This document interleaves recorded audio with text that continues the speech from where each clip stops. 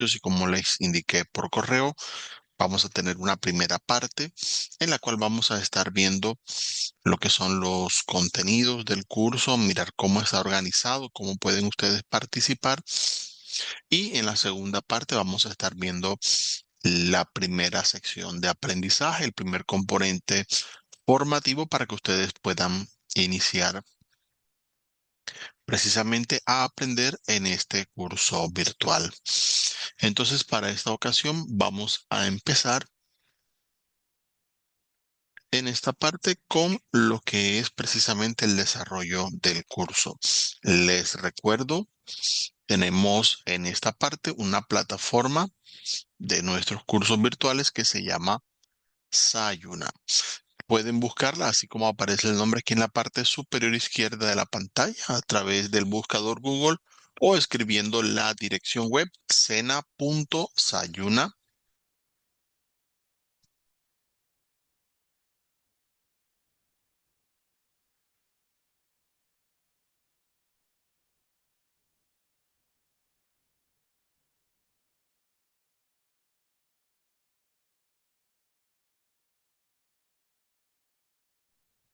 Muy bien, entonces iniciando esta parte de aprendizaje, vamos a estar ingresando a lo que es precisamente el contenido del curso y posteriormente estaremos viendo ya los contenidos de la primera parte de aprendizaje. Para entrar al curso, primero que nada, vamos a estarlo haciendo a través del enlace de Sayuna, que es sayuna.sena.edu.co, o si ustedes inician desde Sena Sofía Plus, también van a la opción para entrar al ambiente virtual y les va a dar la posibilidad de entrar a los cursos. Aprovecho para recordarles, el SENA tiene una oferta de aproximadamente 300 cursos virtuales en distintas áreas, por lo cual espero que ustedes puedan aprovechar y, bueno, observarlo desde el portal Sena Sofía Plus para saber qué cursos van a tener. Entonces, ya habiendo explicado esto, voy a estar dando una visual primeramente sobre las opciones de curso. Les recuerdo, al entrar a la plataforma Sayuna van a encontrar sus cursos y pueden ingresar desde ellos a la pantalla principal. Acá ya les estoy mostrando directamente el curso que ingresan. Recuerden que cada persona puede inscribirse hasta un máximo de 4 cursos virtuales a la vez. Para este caso, entonces, al ustedes entrar, van a tener a la izquierda lo que es el panel de navegación del curso. Las opciones que ustedes van a ver en la derecha de la pantalla van a ser las mismas que aparecen allá, así que no tienen de pronto demasiadas complicaciones en esa parte. Voy a ir compartiéndoles precisamente lo que contiene cada una de estas secciones y siempre podemos, sea abriendo las secciones acá directamente a medida que vamos avanzando en la pantalla, o a través del panel que aparece a la izquierda podemos desplegar las opciones y, como se darán cuenta, van a aparecer las mismas que tenemos acá de este lado. La primera sección que tenemos es la de anuncios. En los anuncios van a estar publicadas las novedades del curso. Normalmente yo les voy a estar compartiendo correos sobre las distintas secciones, pero recuerden que por múltiples motivos es posible que al ustedes ingresar vayan a encontrar algunos inconvenientes, porque muchas veces por el volumen de mensajes que mandamos, muchos correos se van a correo no deseado, spam. Entonces les recomiendo siempre entrar a la sección de anuncios y mirar las novedades que tenga el curso. Bien, por ahora solo están publicadas pues los primeros anuncios sobre lo que se ha hecho al principio del curso. A medida que avancemos estaré publicando allí novedades sobre el inicio y cierre de cada una de las actividades de aprendizaje. Pasamos acá a la sección de información general. Para lo que es información general, vamos a tener allí una presentación inicial de los contenidos que vamos a estar manejando en el curso. Por ejemplo, para hablarlo brevemente, aparece el diseño curricular, que es un resumen acerca de todo lo que es la parte pedagógica, qué objetivos alcanzar y qué temas vamos a estar viendo durante el curso. En la parte de información del programa vamos a tener acceso a a los distintos contenidos que vamos a ver para esta parte desde el punto de vista de lo que es una presentación general de este nivel. En este caso vamos a tener allí una justificación del programa, va a indicar también qué competencias vamos a tener desarrollada y cuál es nuestra estrategia metodológica. Obviamente, si ustedes lo desean, lo pueden leer más adelante. En resumen, es básicamente una presentación acerca de cómo este curso está desarrollado para manejar las nuevas tecnologías, cómo alcanza los estándares acerca del marco europeo de referencia para las lenguas y del mismo modo implica cómo se trabaja de manera autónoma para hacer los proyectos en línea. Tenemos acá un enlace a la biblioteca Sena para aquellos que, además del curso virtual, deseen saber cuáles son los recursos bibliográficos que tenemos, no solo en inglés, sino en distintas áreas de conocimiento. Pueden ingresar a través de esta opción, recordando que el Sena tiene presencia en todos los departamentos del país. Acá vamos a encontrar una parte de lo que es los documentos de interés. Allí van a tener explicado primeramente qué es Sena Sofía Plus, que es la plataforma donde manejamos nuestros cursos virtuales y también los presenciales. Tenemos una guía para el buen uso de los foros, ya lo vamos a estar viendo acá en el curso, que son espacios de comunicación. Tenemos lo que son el reglamento, los derechos, deberes de ustedes como aprendices virtuales. Hay un enlace también para un video que les va a explicar cómo descargar su certificado desde Sena Sofía Plus una vez aprobado el curso y un manual para aquellos que de pronto deseen más detalles técnicos sobre cómo utilizar esta plataforma.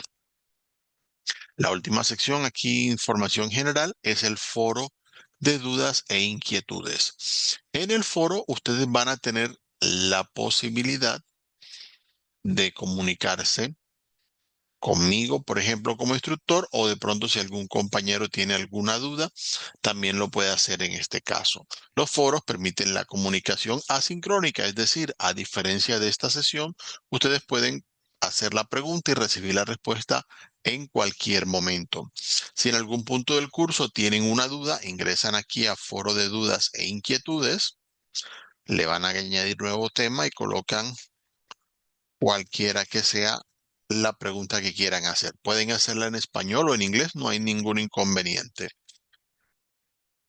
Y colocan allí la publicación. Le dan enviar al foro y allí va a quedar publicada. Obviamente, estén muy atentos a volver al foro para observar la respuesta. Normalmente yo ingreso de lunes a viernes, a veces trato de entrar los fines de semana para asegurarme de poder ayudarlos con las respuestas que puedan necesitar. Pero estén muy al tanto para que puedan recibir precisamente la ayuda en ese caso. Muy bien, tenemos otros foros, ahorita los vamos a ver para que ustedes puedan ir manejando sus contenidos y estén muy atentos allí. En la opción de cronograma, como la tenemos acá, el cronograma básicamente les va a indicar las fechas de estos cursos virtuales que estamos manejando. Les recuerdo, el inicio de actividades de este curso fue el día 8 de julio. Y la fecha límite de actividades es el día 5 de agosto. Para estos cursos en que estamos teniendo en estos días, ya si ustedes ingresan, y creo que lo han podido ver si miraron ahorita al comienzo, tenemos todas las actividades y todos los contenidos habilitados desde el inicio de curso hasta la fecha límite que vamos a tener, que es la del 5 de agosto. Las fechas que aparecen aquí en el cronograma son sugeridas para estar al tanto de los tiempos que se manejan en el curso para que no vayan a tener inconvenientes al final de pronto necesitar más tiempo o algo. La idea es no correr a lo largo del curso. En resumen, para que tengan allí, vamos a tener 3 componentes formativos, cada uno con un objetivo de aprendizaje y vamos a tener 4 evidencias que son calificables. Son las únicas notas que ustedes van a tener en el curso y su participación en ellas es lo que va a definir si aprueban o no aprueban el curso. Obviamente les recomiendo tomarse su tiempo. Tenemos bastante tiempo y sé que será suficiente para ustedes a medida que vayan organizando sus tiempos. Entonces, las cuatro evidencias que vamos a tener, que ahorita las vamos a ver también, son un test, un foro que se llama Let's Meet, la presentación sobre rutinas diarias y una presentación en video. A medida que avancemos en estas sesiones, voy a ir explicando cada una de ellas, cómo se realizan, cómo pueden participar en las distintas secciones del curso. Ya luego terminado el día 5 de agosto, durante el día 6 y los días 6 y 7 voy a estar haciendo la evaluación de todo lo que vayan enviando y va a haber al día 7 ya la finalización del curso para empezar el proceso de certificar a quienes aprueben.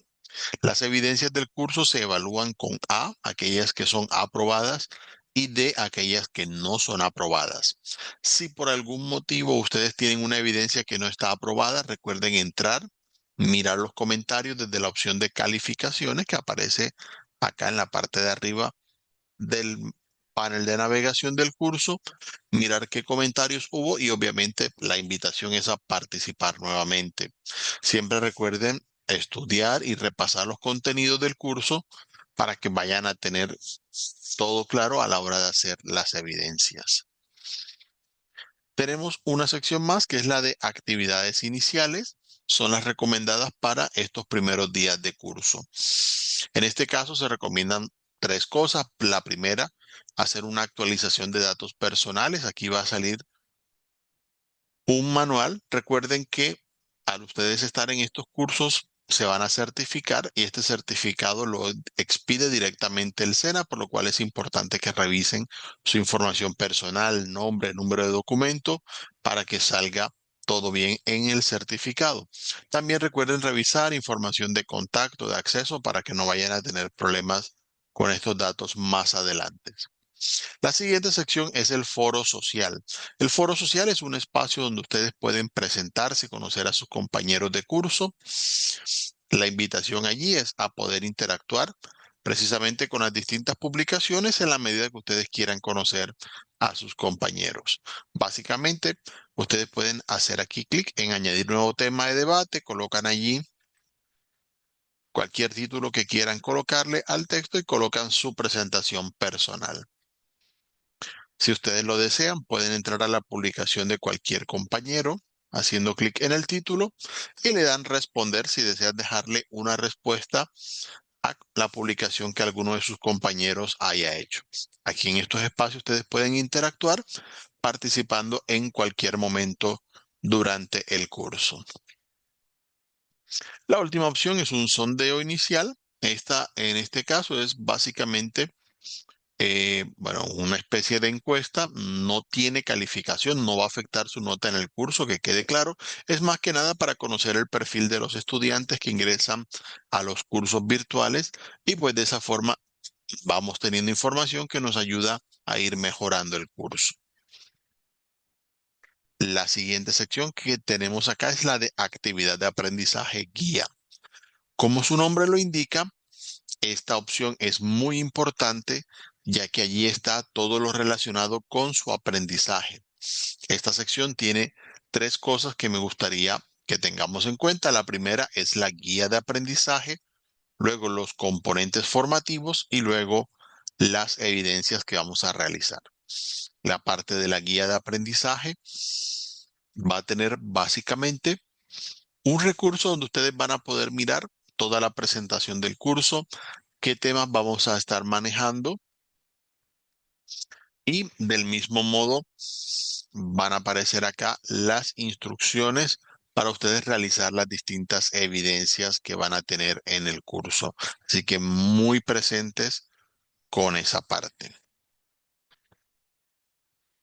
Luego de la guía de aprendizaje aparecen los componentes formativos. Los componentes formativos tienen los nuevos temas del curso. así como también tienen el vocabulario, todo lo que ustedes van a ir aprendiendo. Ahorita vamos a estar viendo el primero de ellos, así que estén muy atentos cuando ya estemos directamente en esa parte. Para cada componente formativo vamos a tener una sesión en la cual vamos a ir explicando justamente cómo se hacen.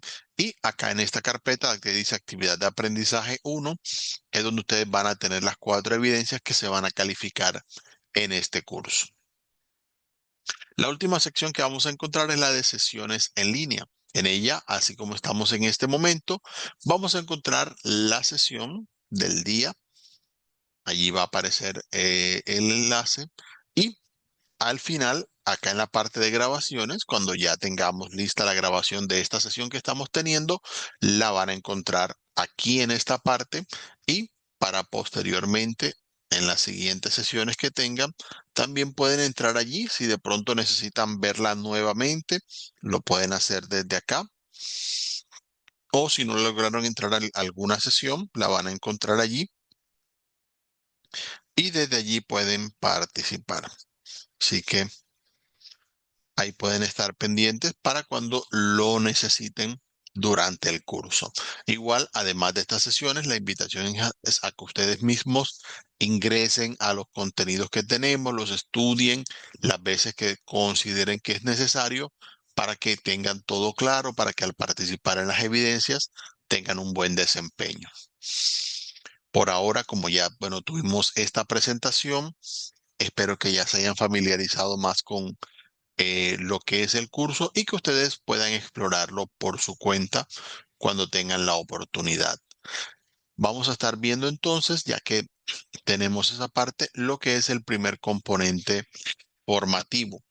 Vamos a estar viendo los primeros temas, les voy a dar recomendaciones, vocabularios, cómo pueden estudiar al momento de participar. Ya más adelante iremos viendo lo que es la primera de las evidencias, pero por ahora vamos a entrar a lo que es el componente formativo que se llama Hello, it's nice to meet you.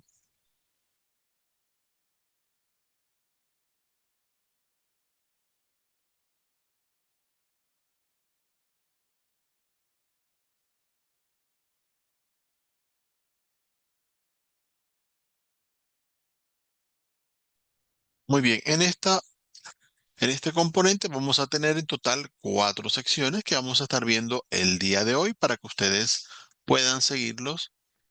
Y el primero es explicación sobre las categorías gramaticales básicas que vamos a necesitar. El segundo habla sobre la persona gramatical y el verbo to be, que a veces a algunos le tienen un poquito de miedo, no se preocupen, ahí les voy a estar dando algunas recomendaciones. El vocabulario sobre greetings and farewells, cómo saludar y despedirse. Y la última sección también es de vocabulario, se llama Let's Start, y vamos a estar viendo el vocabulario que necesitamos de base para este curso.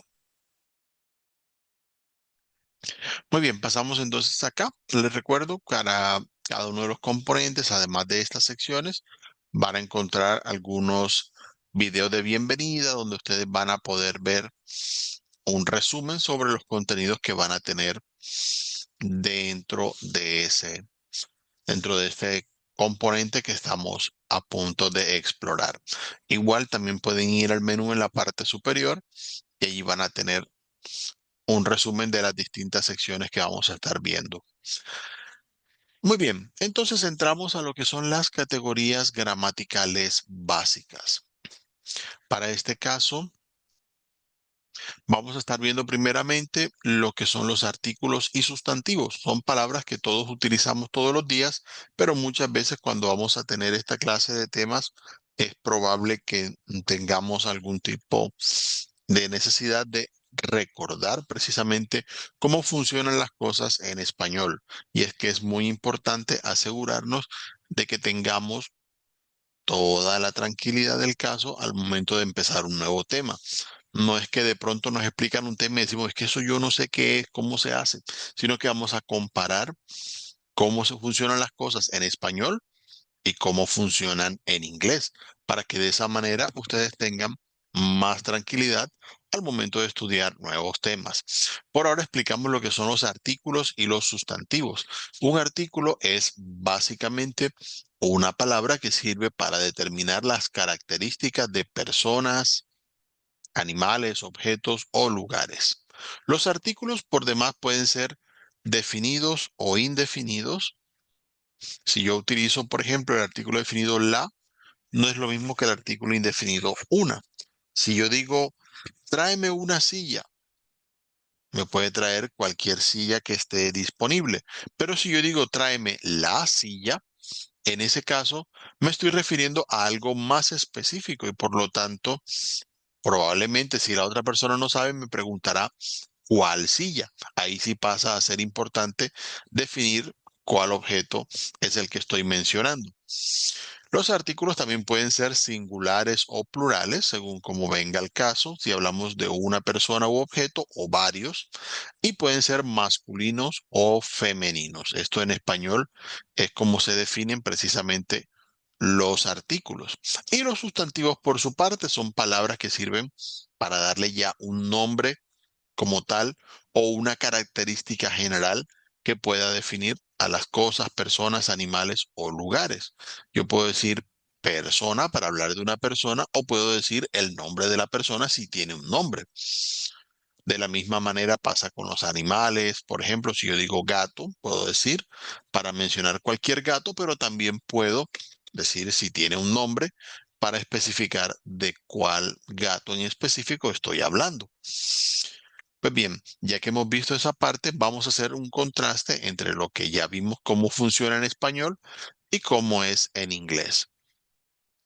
Para la parte de los artículos, acá aparecen especificados y vamos a estar viendo los artículos definidos y los artículos indefinidos.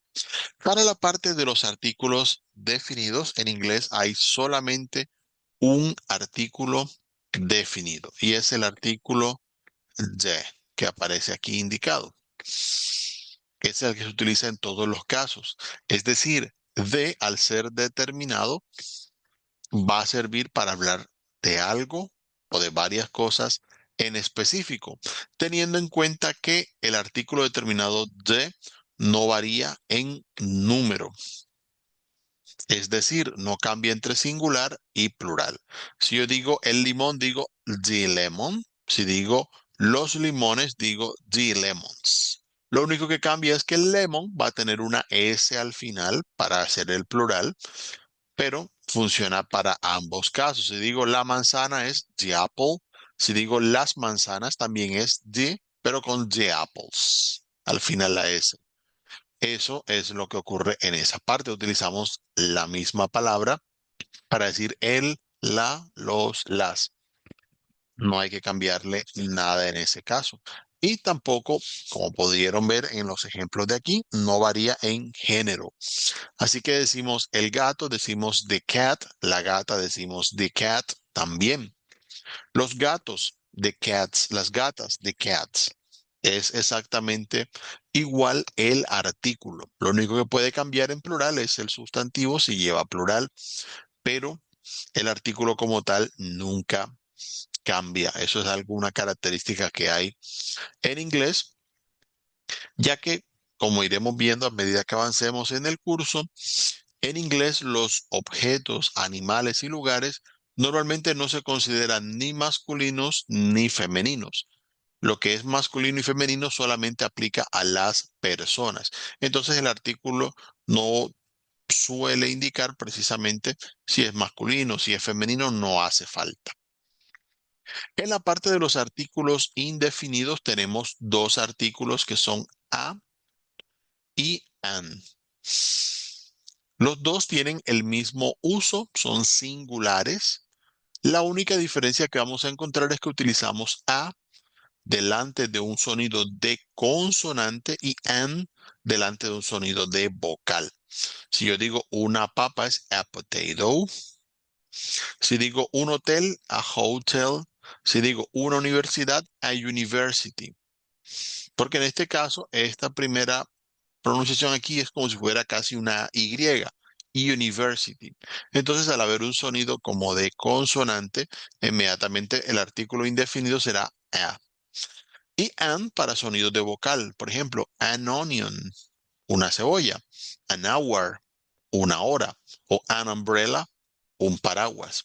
Solo por poner allí algunos ejemplos, pero en general esa es la regla que siguen los artículos. Ahora bien, como explicaba, a y an son artículos indefinidos en singular para decir un o una, según como venga el caso. En inglés no existe un artículo indefinido plural como tal. Lo más cercano que podemos utilizar es la palabra some. Some puede significar algunos, algunas, pero también puede significar unos, unas. Entonces, si digo necesito unas papas, eso es some potatoes, por ejemplo. Allí tienen varios ejemplos donde aplica precisamente esa parte. Eso por hacer un contraste precisamente entre lo que hay en inglés y lo que hay en español con respecto a este tema. Del mismo modo, como ya vimos los artículos, vamos a estar viendo lo que son los sustantivos. Como decíamos, son palabras que sirven para nombrar, allí sí en específico, sea personas, objetos o animales. Los sustantivos como tal pueden ser comunes o pueden ser propios, sea que hablemos precisamente de una palabra en general que defina a cualquier persona, objeto, animal, etcétera, o alguno en específico. Si yo digo man, por ejemplo, es hombre, pero si yo voy a hablar de un hombre en específico que se llama William, por más que haya varios que tengan ese mismo nombre, al yo mencionar por el contexto se supone que estoy hablando de alguien específico que puede ser entendido por la otra persona como una persona en específico. Entonces, si digo William, estoy usando un sustantivo que determina ya a una persona en particular. O si digo city, es una ciudad, por ejemplo. Pero si digo Rome, bueno, ya estoy hablando de una ciudad en específico, entonces ya se sabe por el sustantivo de cuál hablo, no es de cualquier ciudad en ese caso. Algunos sustantivos pueden cumplir ambas funciones, eso es normal también. Si digo mom, mom es mamá. ¿Cuántas mamás existen? Existen muchas, pero aún así a nuestra propia madre, si le hablamos, le decimos mamá. No pasa nada, a pesar de que es una palabra general, también la podemos usar para hablar específicamente de esa persona. Lo mismo pasa, por ejemplo, con doctor. Al hablar del doctor, doctores hay muchos, pero cuando hablamos directamente al doctor le decimos doctor y sabemos que la persona va a entender que le están hablando específicamente, aunque no es una palabra que diferencia a un doctor de otros doctores. Eso como para tener allí esa explicación del tema. Pues bien, ya que hemos visto esta parte, al final de la sección vamos a encontrar una actividad didáctica. Recuerden que estas actividades didácticas no afectan su calificación. Les recomiendo hacerlas a conciencia, practicar para ver cómo van avanzando en el curso.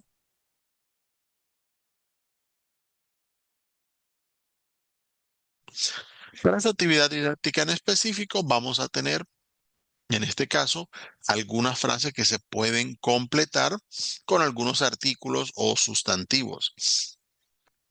La idea es que ustedes seleccionen el que consideren que puede ser el más adecuado de acuerdo a la explicación que vimos y luego cuando ya lo tengan seleccionado, le dan a la opción de enviar para ir verificando si lo hacen correctamente. De esa manera van participando en las distintas frases y van teniendo allí enseguida la revisión de si han entendido el tema que estén viendo.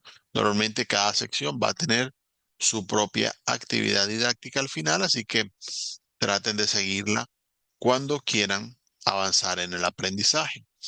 Bien, del mismo modo tenemos en esta parte lo que es la persona gramatical, el uso del verbo to be. Cuando hablamos de persona gramatical, hablamos de indicar en una frase quién realiza, por ejemplo, la acción de la que estamos hablando o quién recibe o se beneficia de la acción. De eso vamos a estar viendo a medida que vayamos estudiando estos contenidos. Para lo primero vamos a ver lo que son los pronombres de sujeto. Cuando hablamos de sujeto, se refiere a quién o a qué realiza la acción que nosotros vamos a estar mencionando. Por lo tanto, estos pronombres sirven con ese objetivo. Van al inicio de la frase para indicar de quién estoy hablando al hablar de la acción.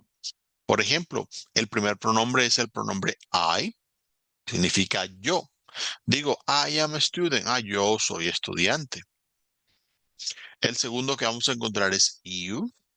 You significa tanto tú como usted. Así que si yo digo you are Colombian, puede ser tú eres colombiano o usted es colombiano. En inglés no se hace diferencia entre el tú y el usted, aunque hay expresiones que se consideran más formales y otras que se consideran más informales, pero ya eso es como para darle un poquito de variación. Bien, pasamos a lo que es la tercera persona. Hago el énfasis allí porque algunos a veces tienen cierta dificultad con este tema o la han tenido antes cuando le explican, no, que verbos en tercera persona y no saben qué es eso. Cuando yo hablo, yo soy la primera persona. Cuando usted me escucha, usted es la segunda persona en la conversación. Pero cuando ya hablo de alguien que no está en la conversación, que no tengo que decir ella, él, Marta, Fabio, ya estoy hablando de nombre propio de alguien que no está en la conversación. Esa es una tercera persona porque no está en la conversación. Entonces, si yo digo, oh, Fabio es muy amigable, Fabio is very friendly. Entonces, puedo decir también, he is very friendly, para no mencionarlo. Para eso sirven este tipo de palabras, para hablar de la persona, aunque no la estemos refiriendo, pero podemos utilizar un pronombre para reemplazar precisamente ese sustantivo. O digo, Martha lives in Chile, pero si no quiero decir el nombre de Martha, digo simplemente she lives in Chile. Ya se sobreentiende si estamos utilizando la frase con un pronombre de que la otra persona va a saber a quién me refiero con solo utilizar el pronombre. Por eso hay el pronombre he masculino y el pronombre she en femenino. Pero como les dije, los objetos, animales, lugares, no son ni masculinos ni femeninos. Entonces, cuando voy a hablar en ese caso de, por ejemplo, un animal, si yo digo, el perro come mucho, ah, the dog eats a lot. Pero si quiero reemplazar ese pronombre, debo decir entonces, it eats a lot, para decir él come mucho. Eat, normalmente en los diccionarios se traduce como eso. ¿Por qué? Porque se utiliza mucho para objetos. Pero en español los objetos también pueden ser masculinos o femeninos. En este caso, eat traduce él porque estoy hablando de el perro. Pero si dijera la gata come mucho, entonces también debo decir it eats a lot. Simplemente, depende para cualquier animal, para cualquier objeto, sea masculino o femenino en español, no importa, va a aplicar it en ese caso. En plural vamos a tener we, que traduce nosotros o nosotras, si llega a ser el caso. Tenemos you, si es igualito al que vemos más arriba. You, además de traducir tú o usted, también traduce ustedes. Ya por contexto, cuando lo estén utilizando, se va a entender si hablo de uno o de varias personas. Y they traduce ellos o ellas, según como venga al caso en esa parte. Estos son los pronombres que se utilizan al principio. Una de las cosas que ahora vamos a ver aquí algunas recomendaciones es primeramente tener en cuenta que el pronombre I, el que es yo, es una palabra que va siempre en mayúscula, incluso aunque no vaya al principio de la frase. Así que ojo con esa parte. Por ejemplo, my friend and I are teachers. Mi amigo y yo somos profesores. Aunque ese I, ese yo no está al principio de la frase, igual esa palabra va en mayúscula. Es algo que se utiliza en inglés y es algo que me permite saber cuando las personas han estado viendo o no esta clase de grabaciones de las sesiones o han estado en las sesiones directamente. Como decíamos, el pronombre you puede traducir usted, puede traducir tú o puede traducir ustedes, según como sea el caso. Aquí van a encontrar algunos ejemplos de eso. El pronombre it, como dijimos, puede traducir él o ella en español, como quieran decirlo, depende de qué se está hablando. En inglés no es importante si es masculino o femenino, pero en español sí. Si digo, oh, the cow drinks water, la vaca bebe agua, pero si digo, ella bebe agua, ese ella no lo voy a traducir en inglés como she, sino it drinks water.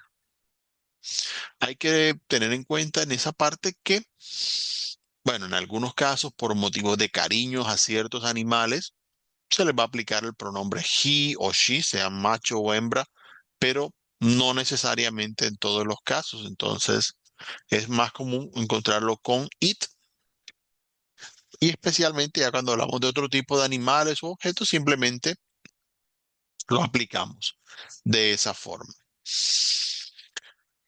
They, por su parte, sí en ese caso no tiene problema, puede aplicarse para personas, para objetos, para lugares, no va a hacer mucha diferencia. Y un punto muy importante a tener en cuenta es que en inglés todas las frases, sean afirmativas, negativas, interrogativas, deben tener el sujeto. Entonces, para ese caso, cuando vayan a colocar la frase, siempre deben indicar el sustantivo o un pronombre según se necesite. Por ejemplo, si yo digo yo como pizza todas las noches, en español yo puedo decir sin el yo, simplemente decir como pizza todas las noches. En español, el sujeto se puede colocar o se puede retirar según como se necesite. Pero en inglés no hay esa opción. Si yo voy a decir yo como pizza todas las noches, digo I eat pizza every night. Pero ese I que aparece al principio no lo puedo quitar, así como en español. No puedo decir solamente eat pizza every night. No, tengo que colocar siempre el sujeto, colocar el pronombre o decir de quién estoy hablando si llega el caso. Por ejemplo, my mother is retired. Mi madre está jubilada. Ella era enfermera. She was a nurse. No puedo decir simplemente was a nurse sin usar el she porque debo hablar en esa nueva frase de quién estoy hablando, de ella. Entonces debo decir directamente ella era enfermera. Mientras que en español puedo decir mi madre está jubilada, era enfermera. Entonces allí hacemos diferencia entre cómo se usan en ambos idiomas. ¿Ok? Ya teniendo más claridad sobre lo que son los pronombres, ya podemos pasar a ver los verbos. Y ustedes saben que en inglés normalmente empezamos con el verbo to be. El verbo to be es muy importante porque es un verbo que se utiliza para muchas cosas básicas, como para presentarse o indicar dónde estamos o quiénes somos. Entonces, hay que tenerlo muy presente. El verbo to be traduce en español tanto el verbo ser como el verbo estar. Las dos cosas se traducen en inglés como to be. El verbo to be tiene una característica que confunde a algunos y es que tiene varias formas. Sin embargo, yo prefiero verlo desde el punto de vista de lo que es el idioma español. En español, si ustedes utilizan el verbo amar, no dicen yo amar, tú amar, no. Dicen yo amo, tú amas, él ama, nosotros amamos, vosotros amáis, ellos aman. El verbo tiene 6 formas distintas como se puede utilizar en español y eso solo hablando en presente, porque si digo futuro, diré yo amaré, tú amarás, él amará. O si digo pasado, yo amaba, tú amabas, él amaba. Vamos a encontrar distintas formas, solo que ya nos acostumbramos a que el verbo cambie dependiendo de quién estamos hablando. Mientras que en inglés la mayoría de verbos no cambian. Y ese cambio se le llama conjugación. Es decir, el verbo se modifica dependiendo de quién estamos hablando o de qué estamos hablando. Entonces, cuando llegamos al verbo to be, nos vamos a dar cuenta que el verbo to be tiene 3 formas distintas y a algunos eso les complica un poco, pero básicamente es lo mismo que se hace en español. Es ver de quién estoy hablando y de esa manera entender el tema. Por ejemplo, tenemos de las 3 formas que tiene el verbo to be en presente, la primera es am. Am se utiliza únicamente con I, así que traduce o soy o estoy. No tiene otra. Am siempre va es con I. Digo, I am a teacher. I am from Colombia. I am 35 years old. Todo lo que quieran decir. ¿Ok? Entonces, como para tener allí presente en esa parte. Es la única forma en la que encuentran am. Voy a mirar is, que es la segunda forma que vamos a estar viendo. Is se utiliza en tercera persona de singular, es decir, cuando vaya a hablar de una persona, un animal, un objeto, un lugar que no está en la conversación que estoy teniendo. Es la gran característica en ese caso. Entonces, si digo él, para hablar de decir que él es arquitecto, como estoy hablando de él, significa que no le estoy hablando directamente. Si usted le habla a una persona, usted no le dice él es, no. En ese caso le diría usted es, ya es distinto. Pero si estoy hablando de él, que no está en la conversación, él es arquitecto. O él es un perro, por ejemplo. It is a dog. Para todos esos casos utilizaré is. Esa es la forma del verbo que voy a usar. Y para los otros casos, para hablar en segunda persona o en plural, utilizaremos are. Así como aparece acá, también en plural. Oh, nosotros somos amigos. We are friends. ¿Ok? Ellos son profesores. They are teachers. Por ejemplo, oh, usted es buen diseñador. You are a good designer. Ya ahí sí. Pero normalmente me gusta explicar primero am e is porque son las dos formas más comunes en esta parte porque am lo uso para hablar de mí mismo, is lo uso para hablar de una persona que no está en la conversación y ya para el resto de formas utilizo are en ese caso. Esas son las formas que vamos a tener aquí. Recuerden explorar siempre estas opciones y del mismo modo, recuerden para cada una de estas frases de ejemplo, cuando encuentren este parlantico, le pueden hacer clic para escuchar la pronunciación de esas frases y así ir practicando las nuevas palabras que ustedes se vayan encontrando.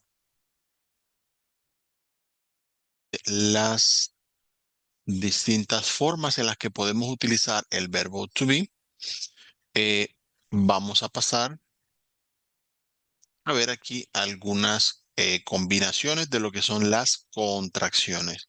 Para explicarlo brevemente, así como en español hacemos las contracciones, solo que en español es como más informal, nosotros utilizamos, por ejemplo, decimos para qué, pero muchas veces no decimos para qué, sino que decimos para qué.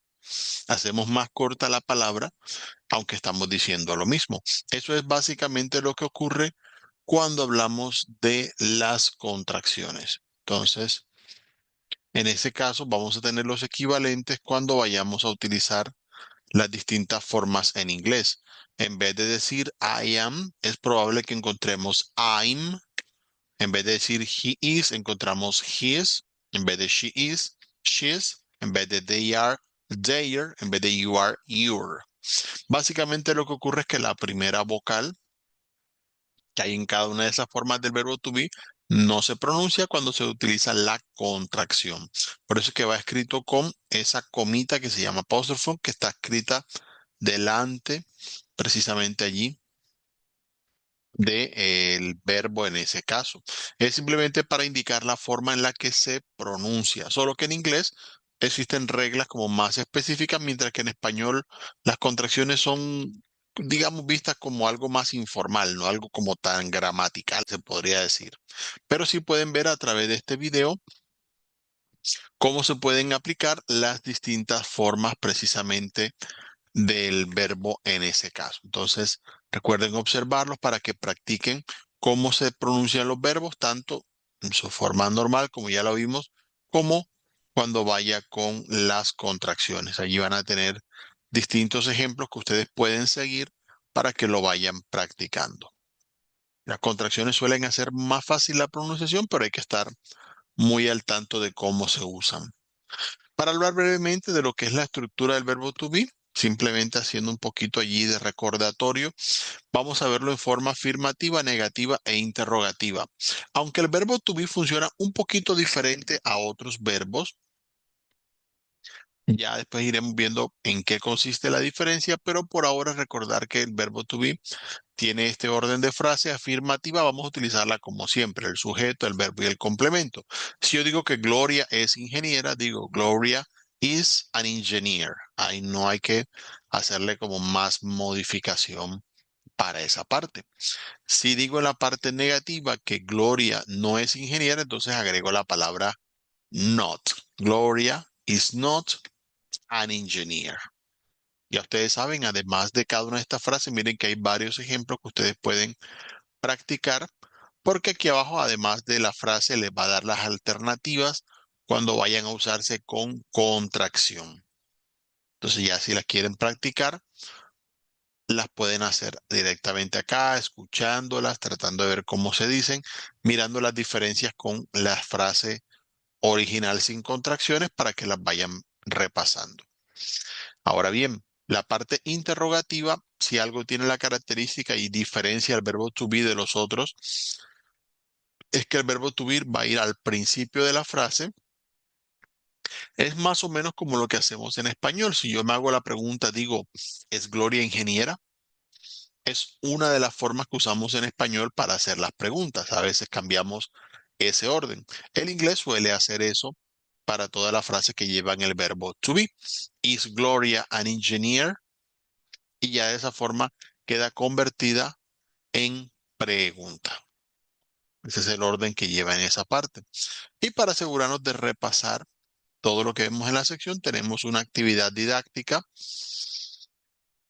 en la cual vamos a tener algunas frases y vamos a estarlas escuchando. Deben hacer clic en el iconito de la bocina que aparece allí, escuchar la frase y mirar qué palabra falta. Vamos al cuadro, escribimos la palabra que consideremos que va allí y al final le damos verificar cuando ya vayamos a revisar que tenemos la frase escrita correctamente. Pasamos a la siguiente sección, que es la que tenemos sobre saludos y despedidas. Ahí vamos a tener varias palabras que podemos utilizar para ambos casos.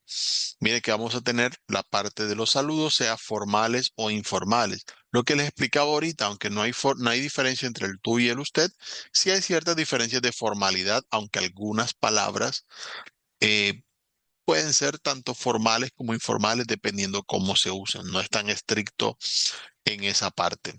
Para saludar podemos utilizar hello, que es hola, muy general. Good morning para buenos días o good afternoon, good evening para buenas tardes, buenas noches. Podemos utilizar muy formalmente, it's an honor to meet you, un honor conocerle, o how do you do para preguntarle cómo le va. How are you doing? También es otra forma de preguntar a la persona cómo le va, cómo le ha ido. Nice to meet you, gusto en conocerle. También puede ser It's nice to meet you, es una alternativa de cómo decirlo. What are you doing? Para preguntar qué está haciendo, aunque esta suena a veces raro, como para chismosear. Good to see you, qué bueno verle. How are you? Para preguntarle cómo está. En la parte más informal, para el hola también tenemos hi. Es un poquito más informal, más general para hablar con la gente en un entorno no tan formal de pronto en ese caso. Howdy se utiliza en algunas partes de Estados Unidos como alternativa para decir hola. WhatsApp, de ahí viene el nombre de la aplicación, para preguntar qué pasa, qué hay de nuevo. De hecho, es la que utiliza Bugs Bunny, WhatsApp Doc, para decir qué hay de nuevo viejo, para aquellos que lo han visto. What's going on? ¿Qué está pasando? ¿Qué ha habido? How are you? También mire que aparece en ambos lados, porque no es ni formal ni informal como tal, simplemente se usa en ambos entornos. What's new? ¿Qué hay de nuevo? Long time no see, tiempo sin verte. How's life? ¿Cómo va la vida? How's everything? ¿Cómo va todo? O simplemente hey, y eso, bueno, eso también lo hacemos en español. Hey, y ya, con el hey saludamos. How are things? ¿Cómo van las cosas? Son distintas formas simplemente de saludar. Y lo mismo al despedirse, podemos utilizar Goodbye, el adiós. Farewell, eso lo encontramos más escrito que otra cosa, para decir despedida o adiós. Good night para buenas noches. Take care para decir a la persona que se cuide. Esta también es solo escrita. I look forward to seeing you again. Espero verle de nuevo. Puede, en vez de sí, que es de ver, a veces podemos encontrar otras palabras con este tipo de frase, pero es algo que casi no se usa en lo verbal. It was nice to see you. Fue bueno verle. It was nice to meet you. Fue bueno conocerle. Have a good day. Que tenga buen día. O have a great day. Que tenga un excelente día. En la parte informal puede ser bye o bye bye para decir chao. See ya. See ya viene de see you, es decir, nos vemos o te veo, como quieran decirlo ahí en la traducción.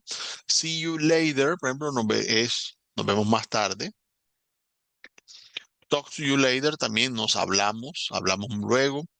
See you again soon, nos vemos pronto, es una variable allí para tener en cuenta. Utilizar la palabra soon o decir a qué momento nos volvemos a ver o a encontrar. Catch you later sería el equivalente al español como nos pillamos. Sería la traducción, porque de hecho catch significa atrapar, así que por ahí va más o menos la idea. Have a good one, que tengas buen día. I'm off, si ya me voy. I've gotta go, me tengo que ir. Son formas más informales que casi no se usan. I'm off es me largo, se podría decir a veces. Sí, no necesariamente es tan ruda como la opción en español, pero sí es informal en esa parte. Para aquellos que han estado atentos, si vemos, nos han dicho dos expresiones que tradujeron buenas noches, que son good night y good evening. En inglés, evening normalmente se traduce como noche y night también, pero evening se refiere al tiempo desde el atardecer hasta que ya nos vamos a acostar, mientras que night se suele referir a la parte de la noche en la que ya estamos durmiendo. Entonces, por eso las dos aparecen como buenas noches. Pero good evening se utiliza normalmente para saludar y good night se utiliza para despedirse. ¿Ok? Eso como para tener allí la diferencia en ese caso. La otra expresión que vimos es got to, que aparecía allí de manera, digamos, recortada como gotta, porque se puede decir I have got to go, I've got to go o I've gotta go. Es simplemente una forma más relajada e informal de decir la misma expresión. Pero como ustedes la van a encontrar más en su forma así ya reducida, pues es mejor aprender I've gotta go para que sepamos que eso es, no, ya me tengo que ir, I've gotta go. Para practicar estas y otras opciones, tenemos acá una actividad didáctica en la que vamos a encontrar una conversación. Y para este caso, todo lo que ustedes tienen que hacer es simplemente tomar las palabras, arrastrarlas y la llevan hacia donde ustedes consideran que debe ir y allí la sueltan. De esa forma van a ir repasando este vocabulario que acabamos de ver sobre saludos y despedidas para que lo tengan muy en cuenta.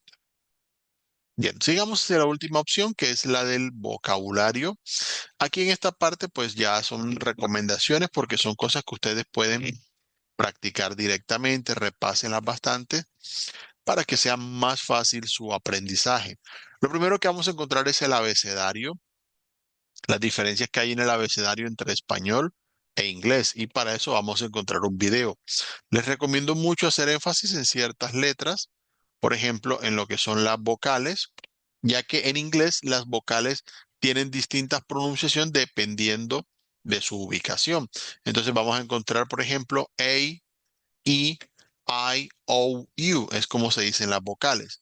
Y en algunas palabras, dependiendo del tipo de palabras, ya a medida que tengan vocabulario lo irán viendo, las vocales se pueden pronunciar más como se pronuncian en español o se pueden pronunciar más de esta forma que acabamos de ver aquí en el abecedario. Entonces, vamos a tenerla en cuenta para esa parte.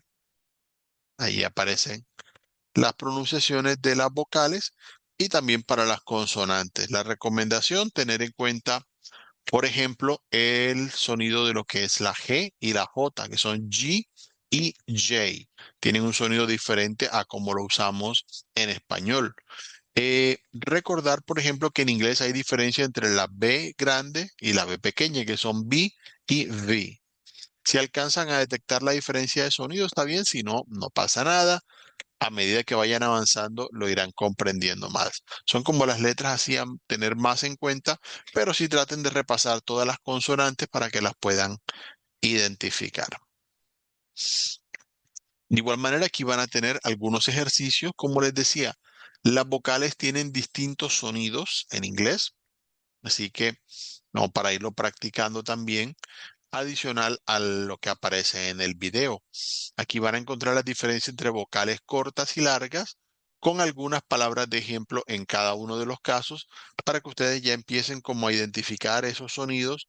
Y le digo identificar porque estos primeros niveles de inglés están más enfocados en la comprensión. Yo sé que los sonidos al ustedes hablar no necesariamente les van a salir desde un principio como vienen en inglés, no pasa nada, pero sí que ustedes puedan empezar a identificar esos sonidos y que en la medida que vayan aprendiendo nuevas palabras puedan ir articulando esos sonidos de manera más similar. Es una de las cosas que muchas veces frustra a la gente porque quieren sonar como aquellos que hablan inglés y no suenan igual. Y una de las razones es porque hay ciertos sonidos de vocal que no hacemos igual en español porque en inglés hay más variedad de sonidos. Entonces hay que ir poniendo oído para esas diferencias y a medida que las vayamos detectando, las podemos ir aplicando a nuestra forma de hablar. Eso va a medida que practiquemos, va con el tiempo. No se preocupen si no les sale a la primera. Pero aquí aparecen referenciadas cada una de las vocales en su forma corta y larga, cómo se pronuncian. Miren que allí cada una tiene un parlantico donde podemos escuchar los ejemplos para esos casos y también algunos otros sonidos que encontramos, por ejemplo, como el sonido E, que lo encontramos en the, en banana, en t-shirt. Ese sonido no lo tenemos en español, es específico del inglés. Sonidos como este, que aparece en full, en put, en should, también es un tipo de sonido que no es exactamente como el que tenemos en español. También los pueden escuchar aquí como para ir tratando de captarlos. En la siguiente sección que tenemos aquí de esto, tenemos también lo que es la Y, cómo suena cuando está como vocal, cómo suena cuando está como consonante. Puede sonar como vocal en palabras como dry, en palabras como busy, en palabras como type, keys, mientras que suena más como consonante en palabras como you, como yacht, como layer, kayak, ahí suena más fuerte. Más o menos en español a veces hacemos lo mismo con este tipo de sonidos. Por eso es que no es lo mismo hielo que hielo, pero sí es bueno que tengamos esa diferenciación al momento de pronunciar. Bien, como esta sección es de vocabulario, también van a aparecer lo que es la parte de los colores. No todos, pero sí aparece una lista más o menos extensa para que ustedes puedan tener precisamente vocabulario. Aparece yellow, aparece orange, red, pink. Parece purple, que también puede ser violet, aunque es más común purple definitivamente para el morado. Blue, tenemos green, tenemos white, tenemos también black, brown, tenemos gray, silver, y vamos por poner algunas palabras en ese caso. Para agregar, en ese caso, de pronto, si lo llegan a necesitar, recomendaría tener, por ejemplo, lo que son las palabras light y dark. Eh, por eso hago la anotación aquí, que serían light blue sería azul claro y dark blue sería azul oscuro. O para poner una variación, cuando tengan que hablar de tonos claros o tonos oscuros, pueden utilizar estas palabras.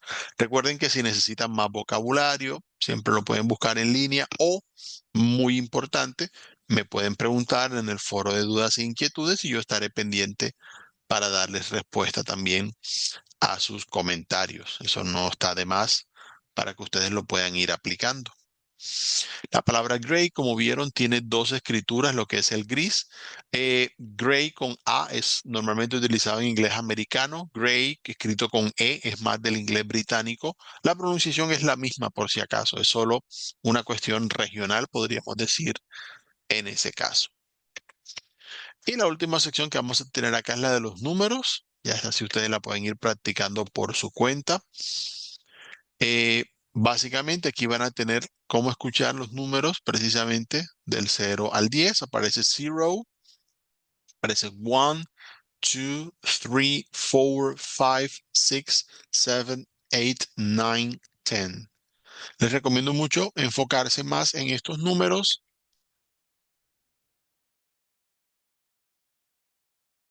ya que en estos números es precisamente lo que se utiliza para la mayoría de indicaciones.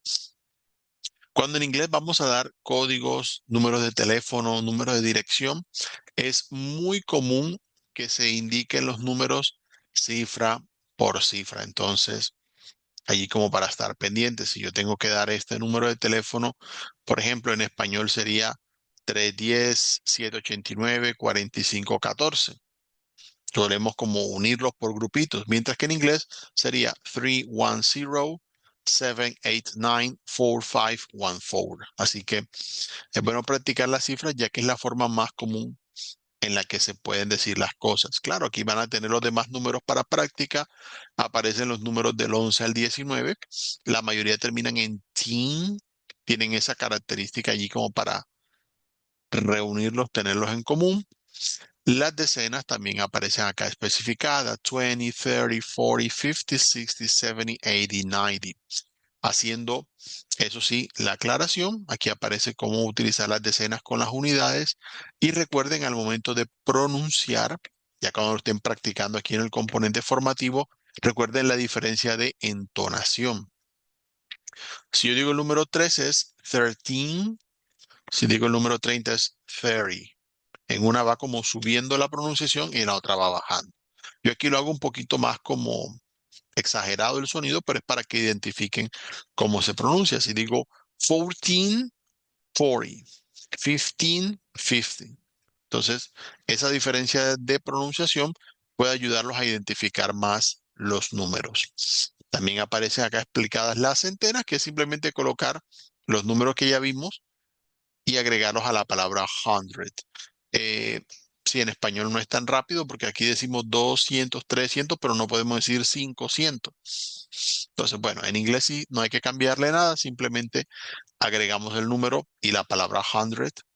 Y aquí van a tener algunos ejercicios donde pueden precisamente mirar cómo combinar esos números para hacer ya numeritos hablando de centenas en ese caso. Y para practicar el vocabulario que vimos, vamos a tener en esta parte, con esta actividad didáctica, un espacio donde vamos a poder escuchar algunas palabras de vocabulario que venimos viendo y las vamos a escribir aquí directamente en cada uno de estos espacios que tenemos. Al final le damos verificar para mirar si lo hicimos correctamente. Bueno, ya que vimos los contenidos del componente formativo, me queda darles una recomendación. Y es, si en este caso ustedes van a participar de las evidencias, algunos lo que hacen en esta parte, ya que estamos al caso, es que normalmente realizan la primera evidencia, que es el test, luego del primer componente formativo, la segunda, que es el foro, luego de haber estudiado los dos primeros componentes formativos, y ya las dos últimas evidencias luego de haber estudiado los tres componentes como tal. Otros prefieren estudiar los tres componentes de un solo y luego hacen las evidencias, también está bien, no pasa nada. Eso sí, por favor, cuando estén haciendo las evidencias y ven que algo definitivamente no lo entienden, es mejor volver, repasar los componentes formativos y ahí sí participar. Lo digo porque hay gente que me dice, profe, es que yo hice esto, pero no lo hice completo porque la otra parte no la entendí. Es mejor preguntar primero, profe, ayúdeme para entender este tema o volver por cuenta propia y repasar hasta entender o pedir ayuda si es necesario y que de esa manera ustedes tengan la seguridad de que entendieron, de que aprendieron lo que estamos estudiando, que eso es más importante que solo enviar la evidencia. Eso sí, la primera evidencia que es el test, este se evalúa automáticamente. Lo voy a mostrar aquí para que quede registro. Básicamente ustedes van a tener aquí en este test 5 secciones. En la primera van a escuchar un pequeño diálogo y les van a hacer algunas preguntas sobre el diálogo. Son básicamente personas que se están presentando, diciendo quiénes son, de dónde son. Y Vamos a escuchar allí de esas opciones que tenemos. Vamos para cada pregunta a seleccionar entre las distintas opciones. Algunas por contexto podemos descartar más opciones, así que pendientes a qué tipo de pregunta tenemos para que vayamos respondiendo de la manera adecuada. La segunda sección va a ser sobre artículos. Recuerda que ya vimos los artículos definidos e indefinidos. Debemos completar. Hablando, ¿será que hablo específicamente? Por ejemplo, si digo capital de Colombia, ¿cuántas capitales tiene Colombia? Sabremos directamente cuál es o no. O si solo estoy nombrando, por ejemplo, manzana, ¿será que estoy hablando de una manzana en específico o cualquiera, una de las tantas? Allí les dejo para que lo reflexionen y pues con eso participen en ese caso. La tercera sección tiene algunas palabras del vocabulario que vimos dentro del componente formativo. Están las letras en desorden. Ustedes van a escribir la palabra en el orden que corresponde. La número 4 es un pequeño texto donde se presenta una persona, habla de su familia. Aquí vamos a seleccionar también de cada una de las frases para completarlas.